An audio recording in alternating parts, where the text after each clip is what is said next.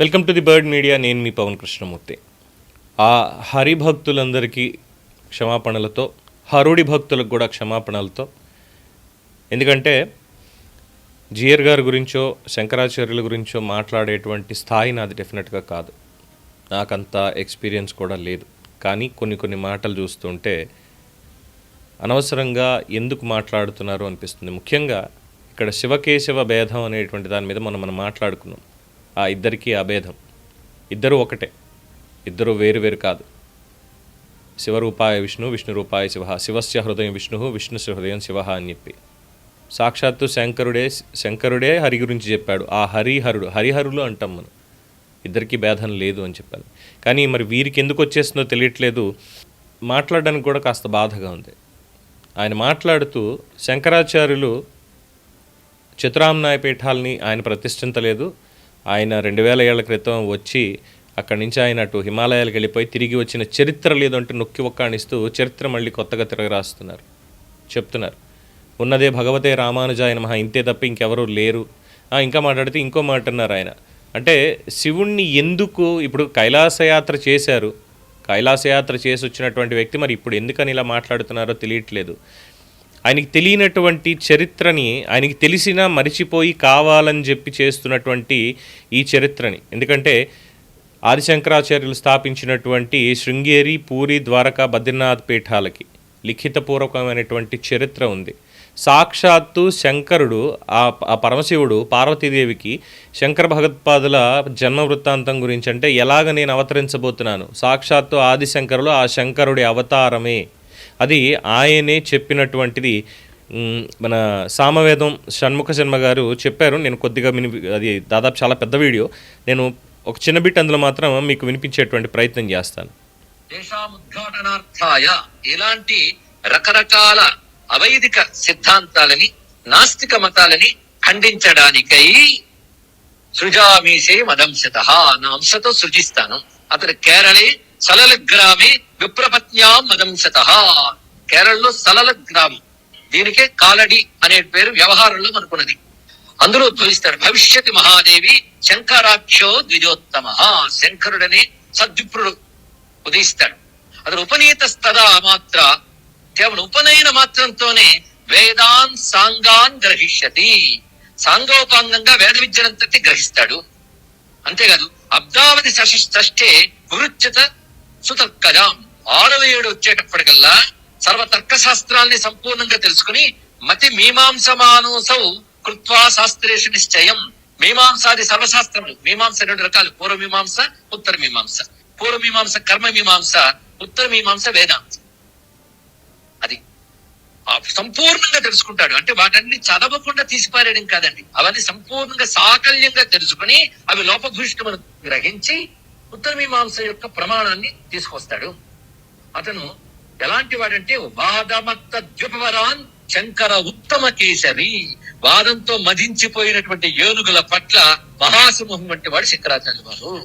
So దాదాపుగా 15 నిమిషాల వ్యాఖ్యానం చేశారు. అదొకసారి ఋషిపీఠం వారి యూట్యూబ్లో ఉంటుంది, మీరు చూడండి. ఇక్కడ పూర్తిగా, ఎందుకంటే సబ్జెక్ట్ మళ్ళీ డైవర్ట్ అవుతుంది కాబట్టి ఆయన చెప్పినటువంటి అంశం పూర్తిగా మీరు అందులో చూడండి ఒకసారి.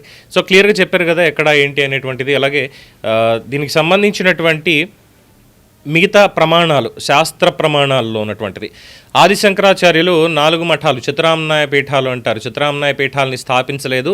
విజయనగర సామ్రాజ్యం ఎవరైతే నెలకొల్పారో విద్యారణ్య స్వామి వారే ఈ చతురామ్నాయ పీఠాలని స్థాపించారు అనేటువంటి వ్యాఖ్య ఆయన చేశారు. కాబట్టి విద్యారణ్యుల వారి కంటే ముందే ఆదిశంకరులు ఎక్కడెక్కడ ఏమేమి చెప్పారు వాటికి సంబంధించినటువంటి పూర్తి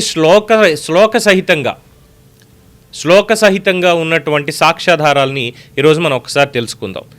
సనాతన ధర్మం తరఫున శాస్త్ర ప్రమాణాలతో సమాధానం. వాస్తవం, శంకరులు కేవలం సిద్ధాంతం చెప్పి ఆయన వెళ్ళిపోలేదు. ధర్మరక్షణ కోసం దేశానికి 4 దిక్కులందు 4 మఠాలను, అంటే పీఠాలని స్థాపించి ఒక పటిష్టమైనటువంటి వ్యవస్థను ఏర్పాటు చేశారు. దీనికి మఠామ్నాయ మహానుశాసనము అనేటువంటి గ్రంథమే సాక్ష్యం.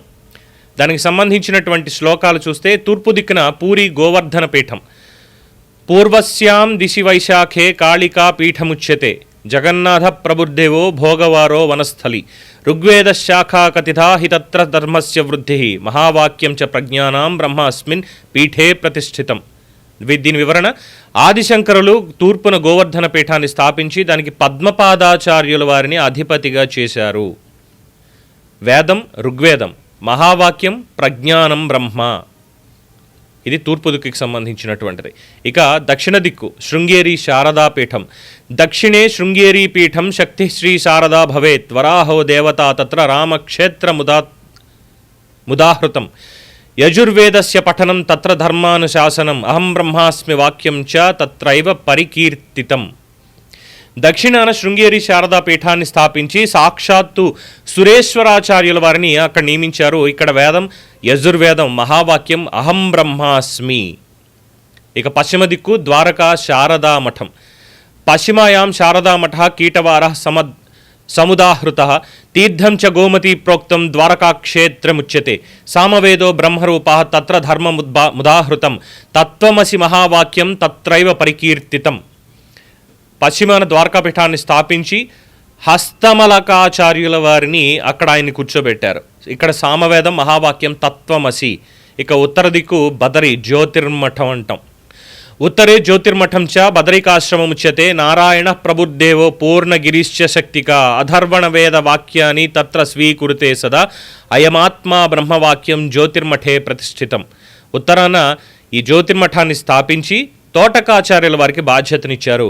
ఇక్కడ వేదం అధర్వణ వేదం, మహావాక్యం అయమాత్మా బ్రహ్మ.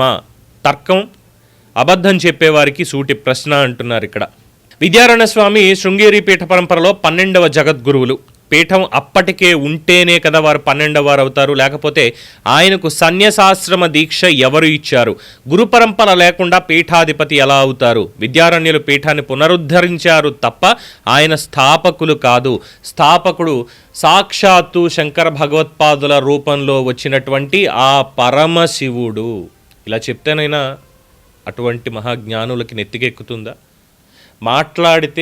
మాట్లాడితే విష్ణు ఒక్కడే, విష్ణు ఒక్కడే, విష్ణు ఒక్కడే. ఎందుకు ఈ కుచిత భావం?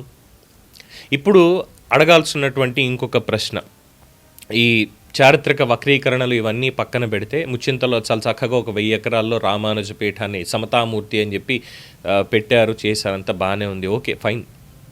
ఈ 200 ఆలయాల మీద దాడులు జరిగినప్పుడు వారేదో మాట్లాడారు, ఏంటంటే నేను యాత్ర చేస్తాను ఆలయాలు దాడికి గురి కాబడినటువంటి ఆలయాలన్నిటికీ కూడా రామతీర్థం దగ్గర నుంచి మొత్తం అన్నీ నేను యాత్ర చేస్తానన్నారు. యాత్ర పూర్తి చేశారా? ఆంధ్రప్రదేశ్లో చేయలేదు. పరకామణిలో చోరీ జరిగింది, జీయర్ మఠంలో ఉండేటువంటి ఉద్యోగే. చిన్నజీయర్ గారి దృష్టికి వచ్చిందా? మరి ఏమైనా మాట్లాడగలిగారా దాని మీద? అపరకర్మలకి సంబంధించిన ఆచారాలు ఎలా ఉంటాయన్నది అందరికీ తెలిసిందే. అటువంటి వాటితోటి ఆలయ ప్రవేశం చేసి స్వామివారి కళ్యాణోత్సవాలకి పట్టుబట్టలు, తలంబ్రాలు ఇలాంటివన్నీ ఇవ్వడం చేసినప్పుడు మరి మాట్లాడారా? లేదు. అంతెందుకండి, పరమ పవిత్రమైనటువంటి సాక్షాత్తు వెంకటేశ్వర స్వామి స్వరూపంగానే భావిస్తాం ప్రసాదం, లడ్డు కల్తీ జరిగింది. జీయర్ గారు మాట్లాడారా ఇప్పటి వరకు? ఫర్ యువర్ కైండ్ ఇన్ఫర్మేషన్, ఈ క్షణం వరకు జీయర్ గారు ఒక్క మాట కూడా ఎక్కడ మాట్లాడలేదు. మరి వారికి కమర్షియాలిటీ పెరిగిందా లేదు అంటే ఇంకేమైనా అయిందా తెలియనటువంటి పరిస్థితి. ఎందుకంటే నేను నిజం చెప్తున్నానండి, వారిని ఒక మాట అనడానికి కూడా నిజంగా నాకు అర్హత లేదు. ఎందుకంటే సన్యాసాశ్రమ దీక్షలో ఉన్నటువంటి వారు, రామానుజ దీక్షలో ఉన్నటువంటి వారు, ధర్మం కోసం మాట్లాడేటువంటి వారు, అటువంటి ఆయన్ని ఒక మాట అనడానికి మనస్కరించడం లేదు.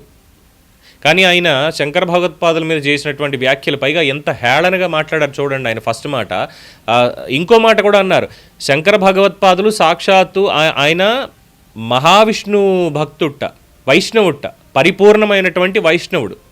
తప్పే ఉంది. ఆయన వైష్ణవుడో శైవుడో ఇంకోటో ఏంటి? ఆయన సాక్షాత్తు పరమశివుడి అవతారం. పరమశివుడే వచ్చి ఈ వేదభూమిలో ఏవైతే ఈ పాషాణ మతాలు ఇవన్నీ కూడా పెరిగిపోయి ధర్మానికి వైదికానికి కూడా గ్లాని కలుగుతోంది అన్నప్పుడు శ్రీకృష్ణ పరమాత్మ సంభవామి యుగే అన్నాడు చూసారా, అలాగే ఈయన కూడా పరమశివుడు కూడా వచ్చాడు. లయకారకుడు కదండి, మరి రావాలి, తప్పదు. సో శంకర భగవత్పాదుల్లో వచ్చారు. 32 ఏళ్ల వయసుకి ఆయన హిమాలయాలకు వెళ్ళిపోయి రాలేదంటే హిమాలయాల్లో ఉన్నది ఎవరక్కడ?